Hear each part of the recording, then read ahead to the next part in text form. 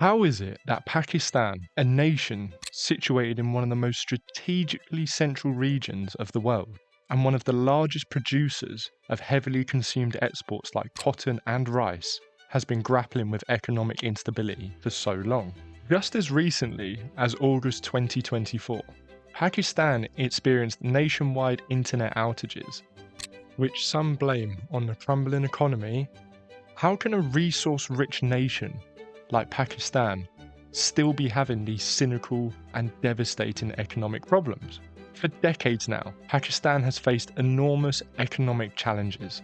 Over the last 75 years, it has faced financial collapse 23 times and received financial bailouts from the IMF every single time. You may be surprised to know that in the 1980s, Pakistan was richer than India, China, and Bangladesh when you consider per capita income. But presently, it is the poorest among these nations. Right now, Pakistan's economic growth rate is just below 2%, which isn't enough to keep up with its growing population. So what is the root cause of Pakistan's continual economic crisis? By 1893, all of modern Pakistan was part of the British Indian Empire and remained so until its independence. The year 1947 marked the commencement of Pakistan's journey as a sovereign state by breaking away from British rule. Consequently, when it was created, Pakistan had a largely agrarian economy with few industries, although it ranked 5th on a global scale in terms of population. After independence and until the year 1960, Pakistan's economy grew slowly because it depended solely on agriculture. Pakistani agricultural methods helped this country establish an era characterized by successful exporting, especially cotton and jute exports. Between 1960 and 1969, the average annual growth rates in Pakistan's economy exceeded 6%. Unfortunately, this was short-lived. In 1978, under the regime of General Zia-ul-Haq, the genesis of Pakistan's lukewarm economy began. Then, the country partially reversed its nationalisation policies. Some industries were denationalised and private sector investment was encouraged. However, an increase in defence expenditure resulted in a substantial rise in external debt for Pakistan, which ushered in its early economic turmoil. So, what are some of the significant reasons that still make Pakistan's economy unstable to date? First, there is the issue of terrorism and military interference. Since 2000, Pakistan has experienced an upsurge in terrorism that exacerbates its economic instability. Terrorist activities rose significantly in 2022 after several years of quasi-peaceful times. These attacks, particularly in regions like Khyber Pakhtunkhwa and Balochistan, have disrupted economic activities, especially in sectors like tourism and trade. In January 2023, a suicide bomb killed more than 100 people, mainly police officers, in Peshawar. There was a significant increase in terrorist attacks, with over 1,000 incidents recorded in the first half of the year alone in Pakistan. The government's focus on countering terrorism also drains resources that could be used for economic development. As a result, the combination of political instability and rising terrorism has severely weakened Pakistan's economy. Pakistan's armed forces have always had a substantial influence over Pakistan's government.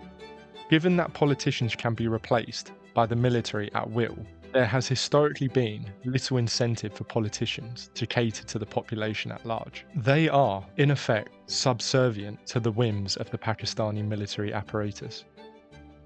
This has caused a significant amount of political instability, so much so that no Prime Minister has ever completed a full term in Pakistan's history. For instance, Nawaz Sharif was ousted from office in 1999 by military dictator Pervez Musharraf. Musharraf ruled until 2007, when he resigned. Thereafter, Sharif came back with the help of the armed forces. In 2017, Sharif was ousted yet again with military support. In the following year, the military brought in Imran Khan to become Prime Minister. Though he initiated fair policies, he was also ousted in 2022. After this, the military brought back Nawaz Sharif's party, now led by his brother, Shahbaz Sharif, and daughter, Maryam Nawaz. This is how the armed forces have been manipulating Pakistan's political affairs. Given the immense instability and lack of accountability that politicians have to their constituents, foreign investors have been wary of investing in the country.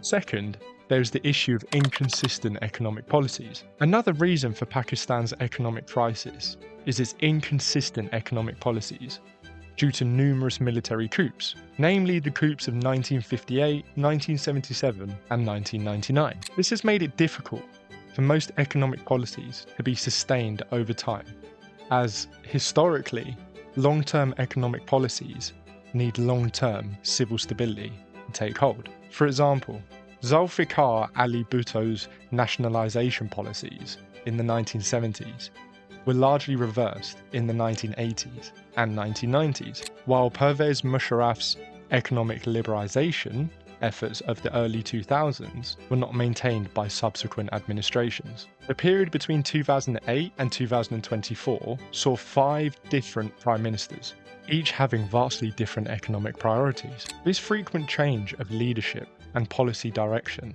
makes it difficult for Pakistan to have a continuous long-term economic strategy. Instead, it has led the country to be at the mercy of international financial institutions for bailout packages that come with strict conditions. Speaking of international bailouts, next there is the issue of Pakistan's heavy foreign debts. Over the years, Pakistan has indebted itself massively to various international financial institutions. As of December 2022, Pakistan's external debt and liabilities were $126.3 billion.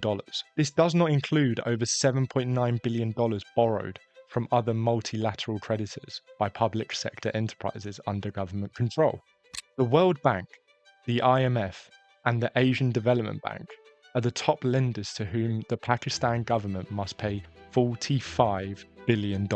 Most of these loans are concessional, which implies favourable repayment terms, ranging from 18 years to 30 years, dependent on the specific loan agreement and the lender. Pakistan also has a debt of $8.5 billion owed to the Paris Club, a group consisting of 20 nations, including Japan, the United States, Germany, and France. Another critical issue is that Pakistan's total debt owed to China now stands at $27 billion. This includes bilateral debts, loans for public sector enterprises, as well as commercial loans. Aside from all of this, there are even more immediate debt obligations that Pakistan must somehow attend to. Between now and June 2026, Pakistan must pay back $77.5 billion to foreign nations, including Saudi Arabia. The only hope the government has is that some of these nations will allow them to delay these repayments, as they have done so in the past. Given all of this accumulating debt, there is no easy escape route for Pakistan. The nation does, however, have a knack for getting out of tricky financial situations, or at least a knack for delaying financial calamity. Pakistan has historically been skilled at leveraging its strategic geographic position to lure in US money and stave off imminent financial disaster. Take, for example, the Bush administration's injection of $3.1 billion to Pakistan in 2002 to help assist the US diminish the influence of extremist terrorists throughout the region following 9/11. However, now that the US has pulled out of Pakistan's neighbouring nation of Afghanistan, it is unclear if Pakistan still holds the same geographic leverage it once did.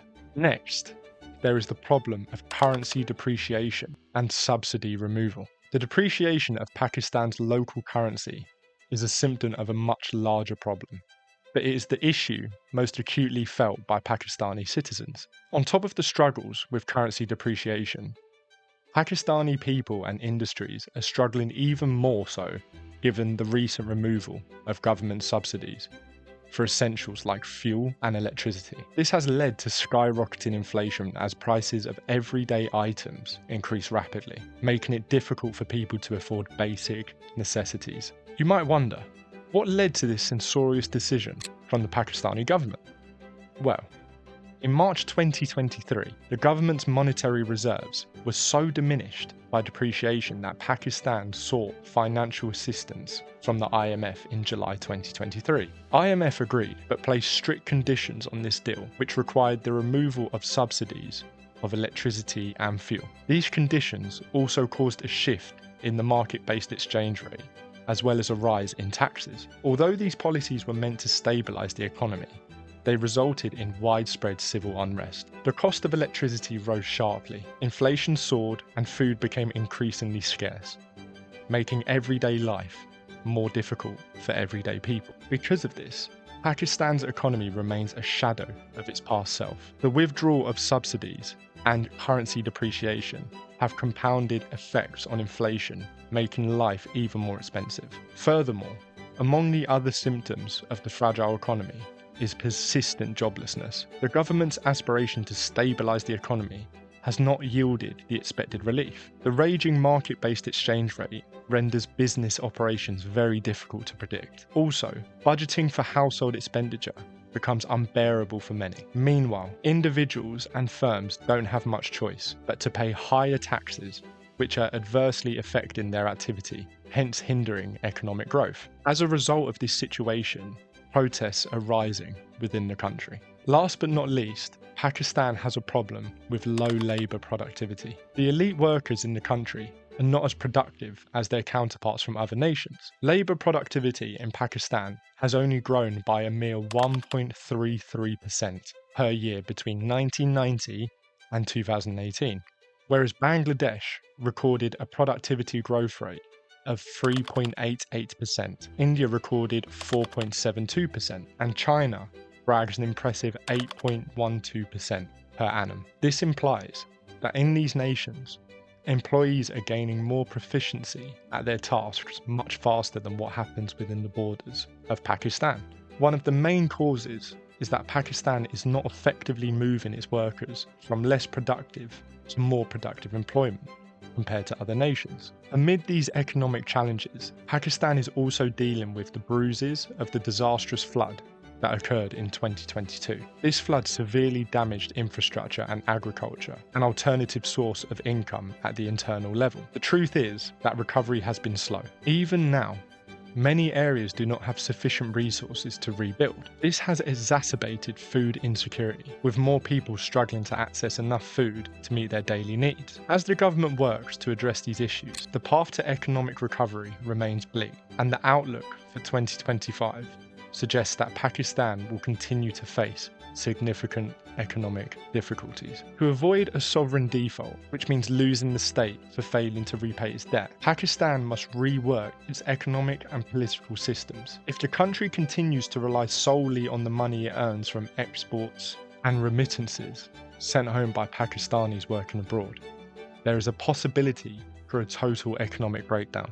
The reason is that these sources of income cannot grow fast enough to keep up with the country's increase in import costs and the pressure to pay back its existing debts. If Pakistan continues to rely on financial support from foreign countries like China and Saudi Arabia, it can trigger a higher rate of inflation and increase public unrest. Public unrest that has only been increasing as of late due to the nationwide internet outages that have further hindered the already struggling economy. According to Amnesty International, a petition has been filed in the Islamabad High Court against nationwide internet shutdowns. The Chief Justice has sought responses from the government and the Pakistan Telecommunications Authority. Internet speeds across Pakistan have experienced a 40% drop in August of 2024. The Pakistan authorities continue to evade any transparency regarding the acquisition of surveillance technologies